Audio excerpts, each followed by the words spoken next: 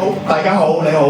咁阿梁志雄醫生，陸志聰教授，汪國成教授，大家好。多謝大家今日邀請我哋個會上嚟啦咁樣。我叫 Toby，T-O-B 我姓陳嘅。咁喺呢個會裏邊咧，我哋已經發展咗9年時間。咁而家我哋大概有200幾位中西醫物理治療師、身心靈嘅教授喺裏邊啦。我哋全部都係 solo clinic 嘅。我自己來自商界我唔係喺醫療界上邊。我自己亦都係喺出邊亦都有一間自己嘅上市公司。咁喺呢過往9年裏邊咧，其實我哋好希望喺商界同埋醫療界上面，同埋呢個學術界上面咧，多啲去發揮。